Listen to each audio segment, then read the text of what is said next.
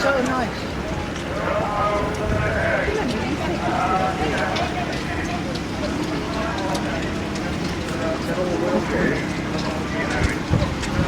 Is that all wheel? Yes, it is.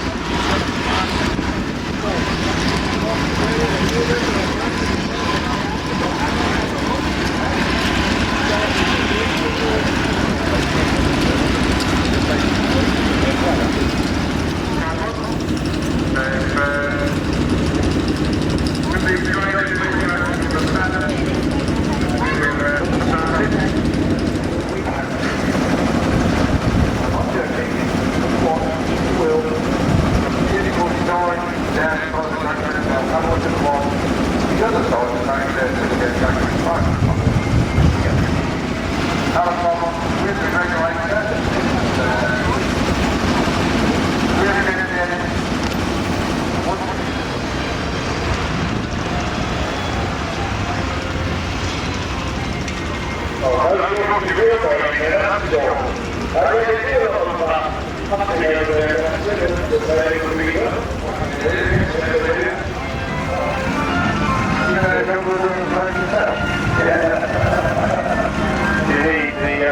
last one up there is nice and black, and most of that is sort of it. Not a black anymore.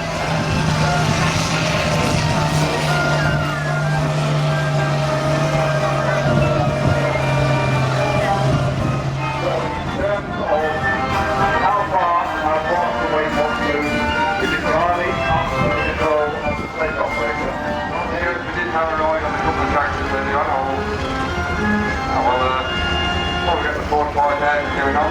Follow mate. Follow mate. Come to me all over the place. That's it.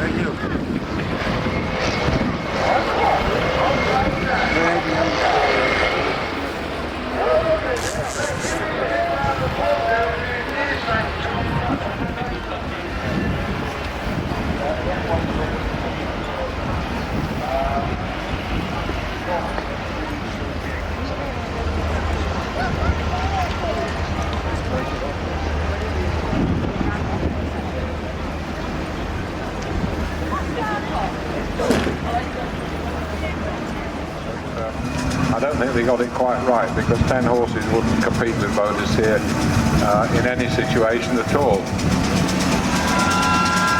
An engine of that size is probably, in modern terms, something like 150, 180 horsepower in terms of what you would put in a truck today. The beauty of steam, of course, is that you develop this power from standing still, because the steam is there pushing on the piston. There's no clutch to burn out, so you develop a huge amount of power before you actually get underway.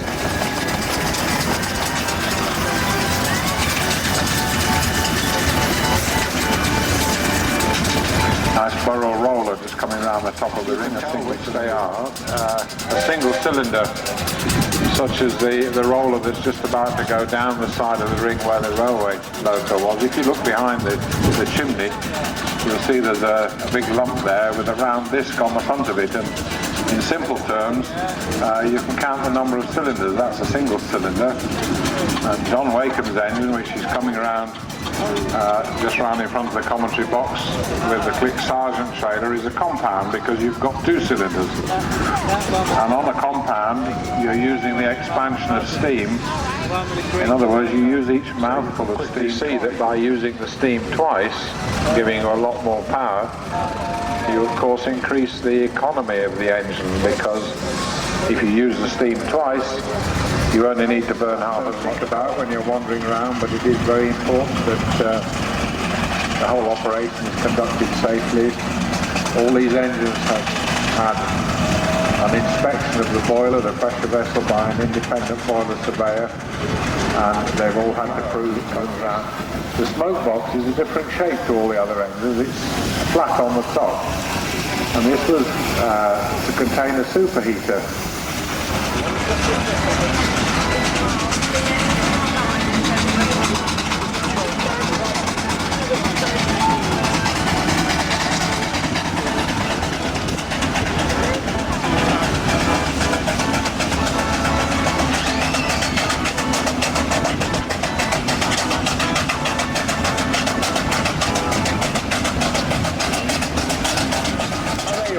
lost you for a minute. There we are. Who's mobile? I forgot the name. Terry's mobile, Mega. I don't know whether you should drink actually, Doric, because you've got a very responsible job to do. You tell lies as well. He says, I don't drink. So there we are, have a nice Cornish pasty and strawberries and cream, and now we're going to have fizz and lemonade. Could get a bit slurred by about 3 o'clock, that's the only danger.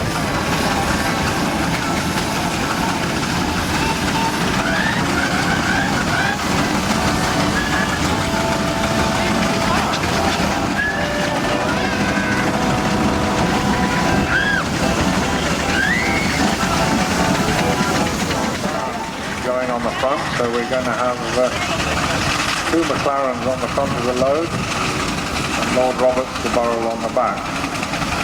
The boys are holding up the push pole.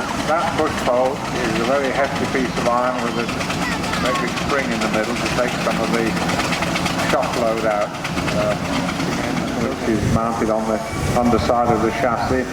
Very similar sort of engine to the traction engine mechanisms that you've got on top of the boiler, and then chain drive straight to the wheels. There's no gears on that, it's permanently in gear. It's a single cylinder, and then on the outside it's got this very nice Marshall compound engine. I was talking earlier about the single cylinder and the compound engine, and you can see the 2 different ones there, followed by Dave Smith's big blue Burrell, which again is a single cylinder thrashing engine, Ridgeway thrashing contractors. Chain drive Sentinel, followed by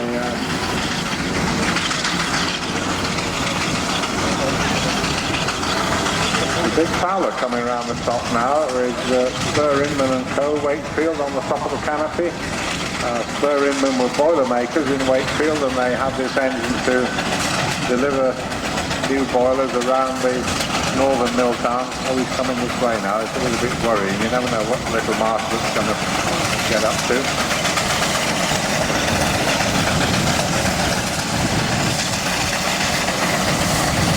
I think we've been locked in, but there's an emergency exit, so don't worry. Belonging to the Bullen family, lettered up in the name of Arthur Kirby, who was the original owner. This is an engine we've seen gradually return to its original condition, if you like, over the years. They've kept doing a bit more to it each year, and rebuilding parts of it, and it's now back as a proper Foden timber tractor, if you like. Rob Tyler's little Fowler, you can see the driver, he's just easing over the top of the hill and getting the brake on to keep that trailer under control. That engine, of course, is on steel wheels, looking very original, nice condition. It was built from a pile of bits on a pallet, that engine. Was far from complete when Rob bought it.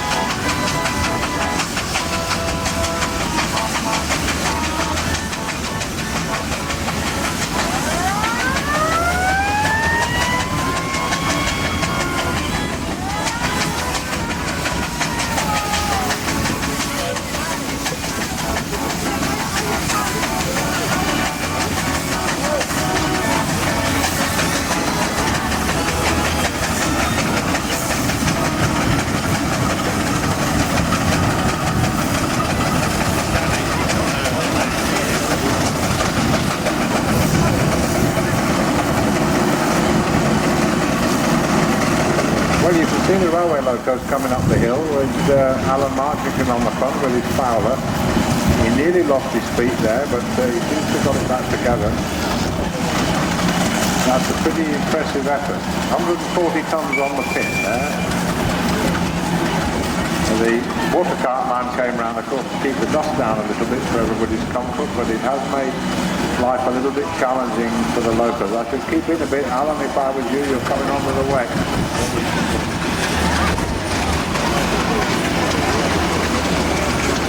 These engines work at 180, 200 pound pressure, but the Stanley works at 600.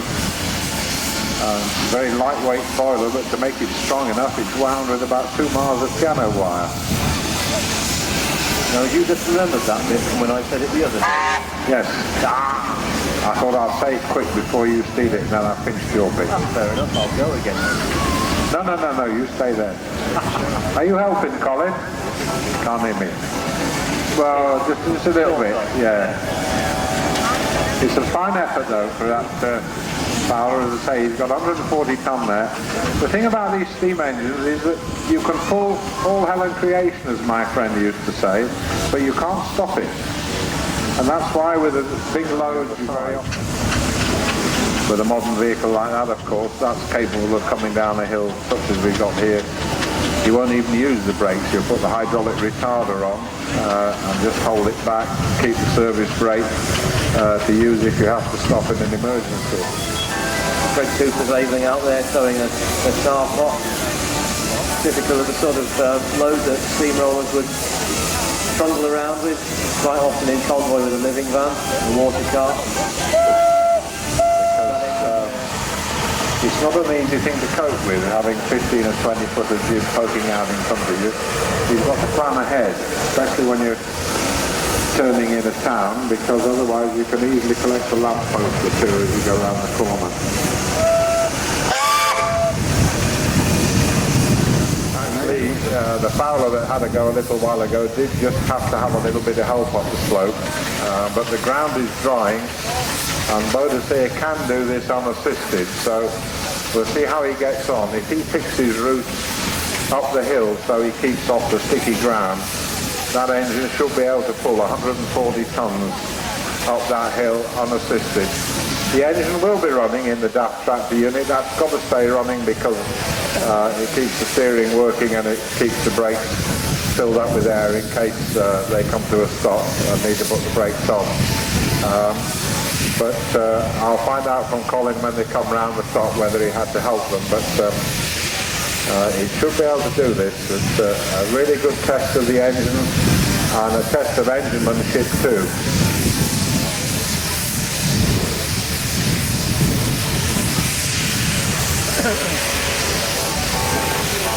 And if you want to get in the ring and really get in amongst these engines as they're working and going around, take a trailer ride.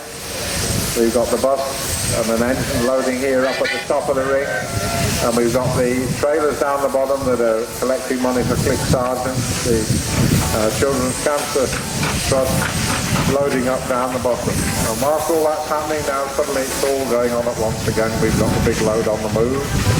Who have we got, Anthony? I think we've got Paul Brown with Vivian Hull on the front, and then we've got Stephen Sanders, King Harry and Dave Allen with old Tim on the back. That's a different combination to the ones that we're used to seeing on that load. And an example of the three main manufacturers of road locomotives. I think they're Fowler, McLaren, Burrell. All similar engines designed to do the same job. But again, so many different detail differences. Chimney tops, cylinders, wheels. If you want to start looking at details, the chap who's painting our goal at the moment said to me as he walked down the Conan line on Wednesday night, he said, he said, I couldn't tell a Burrell from a Fowler from an Ava or whatever. I said, well, you will by the end of the week. I was just staring at him. Oh, right, I can lip read too, you know. 3 o'clock, outside the shack to run dry. You dumped that one, have you, Sarah? Yeah, no good. Oh no, don't get too near him. He's a real Mr. Smooth when it comes to ladies, I can tell you. These folks here plugging away on the far side, the arena blowing off hard. Oh, he's losing his feet, unfortunately, yeah. he's struggling there now. So we've got to water the ground a little bit to keep the dust down for everybody's comfort, but You just lose that bit of the heat, so yeah. vertically you've got the braking power of solid extracting it. Oh, here we go again, have another go. Slipping on the far side, you can see the differential on the engine kicking in.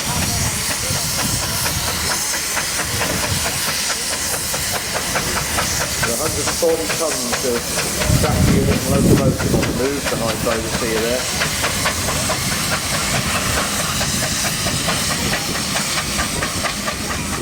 We said before, this is possibly the finest display of steam power you'll see anywhere in the world these days. You can go to steam rallies every weekend across the country, you can go to heritage railways, you can run behind a mainline steam locomotive over some of the big gradients, but you'll never see anything quite as spectacular. Just looking out of here, there's going to be at least a dozen engines on the move at the moment. That is quite some fantastic show. You can go to museums and you can look at things in glass cases and you can see them behind ropes, but to actually be here and experience stuff on the move, the sight and the sound, and when you get home at the end of the day washing the dust and the soot out of your hair, that really is one of those special souvenirs that only Dorset can give you. I never thought I'd hear somebody about the cylinders as well as that. Bearings on the crank and make sure that the gears are meshing right and so on before it goes back to Mike Whelan in Aberdeen.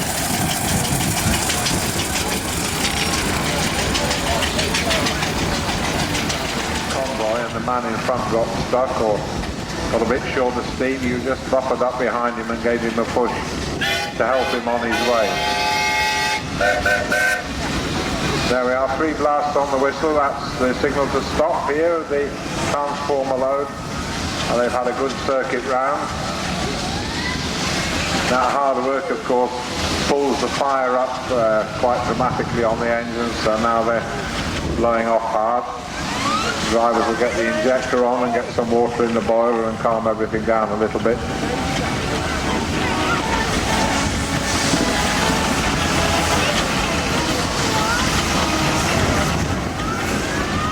Nice little Foden miniature coming around now.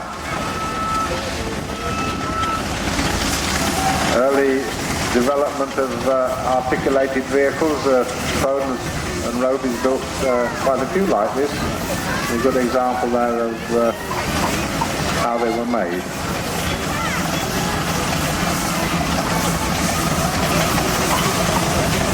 And whilst we're talking about that, his big brother is bouncing around in the middle of the ring. The Hurst family's Foden D-type, and say that's been fitted with pneumatic tyres, which of course gives them a much better ride on the road. So I can see this forest of engines disappearing down the hill in a haze of smoke. And yet more coming around the top. Another Foden there, the Coffee's Brewing Company, say another one that's been converted to new from each one. And he couldn't get the 2 trailers up the last bit of the climb to Ampleforth, so he dropped one at the bottom, take one up and unload it, and then come back and unload the other one. And he said, I lost about 2 stone before we finished that job, handballing bricks on and off the trailers. But, I say, so it was probably one of the last to work for real. And of course from that grew Preston's of Potto, the haulage company which the family still runs. I mean, a huge operation. I don't know how many tractor units they've got, but I mean, always up and down the M1 and that's right. The country. You see Preston's of Potto. Yeah, they're up there with Stobart's, you know, in that sort of league. I mean, it's a huge operation. Potto is a little tiny village, but it's dominated by Preston's operation, which obviously, you know, provides a lot of employment in the area, if nothing else. As you say, they do.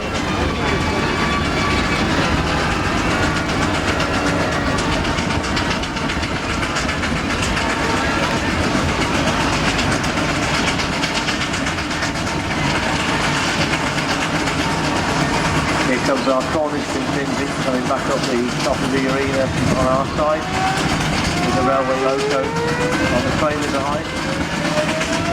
All of them, Mr. Blacksmith appears to be doing something.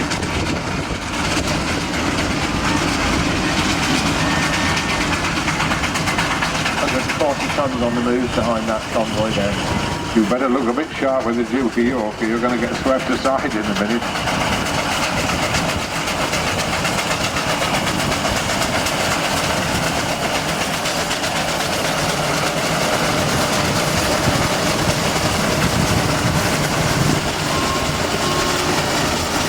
Well, there they go. The two Bowles and the two McLarens, and you can feel the ground shaking here in the commentary box as they go past.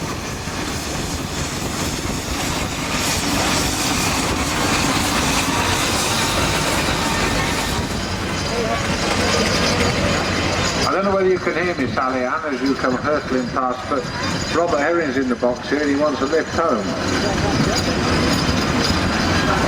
So she's waving at somebody else.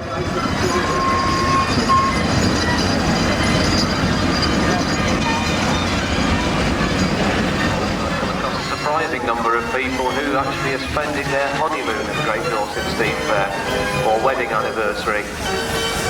One of my assistants with our engine, Carl Gulf, and his wife Jane got married the other Friday and have been rallying on their honeymoon ever since. It's quite possible that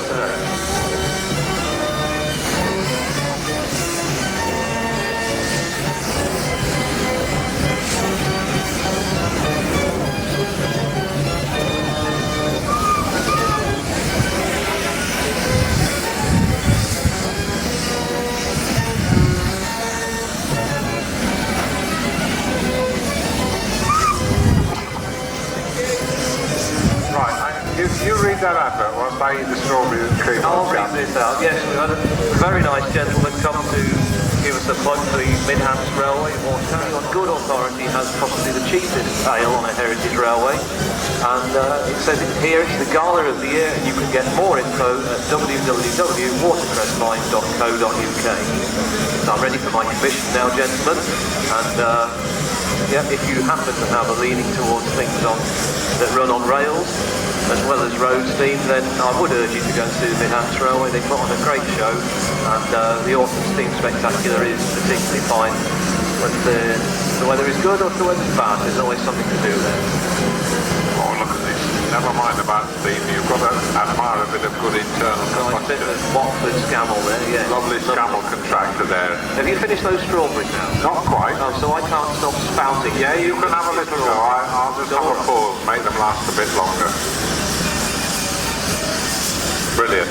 If you set off with that to go and fetch a load, you know you'd get out with it, wouldn't you? Anyway, whilst we've been enjoying our strawberries and cream, what you had, Colin and the lads... Your attention please. Urgent message for Maggie and Rosie Swaby. Maggie and Rosie Swaby. Please come to the show office as soon as possible, or make yourself known to any security officer, a police office, or show staff. Thank you. Right.